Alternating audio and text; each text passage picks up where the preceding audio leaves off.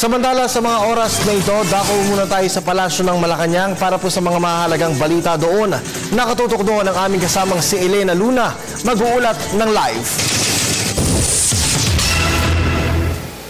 Maraming salamat, Kirby. Ilang oras mula ngayon ay sisimula na ang oral arguments sa Arbitral Tribunal sa The Netherlands sa kasong inihain ng Pilipinas sa tungkol sa West Philippine Sea. Sa usapin kung meron ba o wala na jurisdiction dito ang nasabi. Pero bago ito ay nagbigay ng panukala ang China na magkaroon daw ng bilateral talks sa Pilipinas. Ayon kay PCOO Secretary Sunny Coloma, dapat daw ay kilalanin ng China ang ASEAN centrality o dapat ay kausapin ng China hindi lamang ang Pilipinas kundi lahat ng miyembro ng ASEAN. Sinabi rin kanina ng kalihim na dapat ay pairalin ang Declaration on the Conduct of Parties in the South China Sea, pati na rin ang pagkakaroon ng Code of Conduct. Ang focus po natin ay yung sarili nating posisyon doon. Kung ano man ang kanilang nararamdaman, wala po tayong tuwirang impormasyon hinggil dyan at yaman din lamang na ang panukala ng Chinese ay patungkol sa bilateral talks. Ang tugon po natin ay tungkol sa ating pananalig na matibay ang ating bilateral relations sa kanila.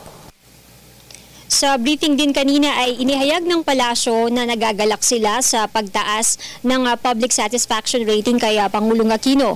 Ang dating 47% ay naging 55% na ayon sa Social Weather Station survey. Kapansin-pansin ang pagtaas ng pagturing ng mga mamamayan sa paghahatid ng serbisyo publiko, sakop ang kalidad ng edukasyon at pagkalinga sa moralita. Kaya nga't higit pang masiglang isinusulong ng pamahalaan ng mga programang K-12, Pantayang Pilipino Program at mga kahalintulad pang mga programang nakatuon sa kapakanan ng sambayanan. Kasabay nito, nagpahayag din ang ating mga boss ng pagsang-ayon sa mga isinasagawa ng pamahalaan sa larangan ng ugnayang panlabas o foreign relations na kung saan ang pinakatampok na usapin sa kasalukuyan ay hinggil sa West Philippine Sea.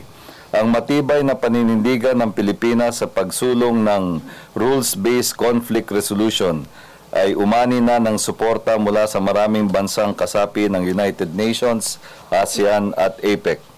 Naging mataas din ang rating ng pamahalaan sa aspeto ng pagtataguyod ng prosesong pangkapayapaan, ng pagsulong ng Bangsamoro Basic Law at pagpapatupad ng mga probisyon ng Comprehensive Agreement on the Bangsamoro, tulad ng normalization at decommissioning.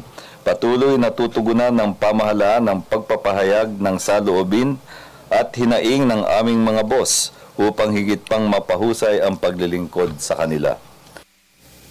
Samantala, Kirby, sa schedule naman ni Pangulong Aquino ngayong araw, natapos na ang 10 a.m. meeting niya kasama ang Presidential Management Staff at si Cabinet Secretary Jose Rene Almendras. Ongoing ngayon ang meeting niya kasama si Senator Bam Aquino na susundan naman ng meeting ng Pangulo kasama ang kanyang mga speechwriters. At yan ang ating balita mula dito sa tulong ng RTVM. Ako si Elena Luna para sa Telebisyon ng Bayan. Maraming salamat sa iyo, Elena.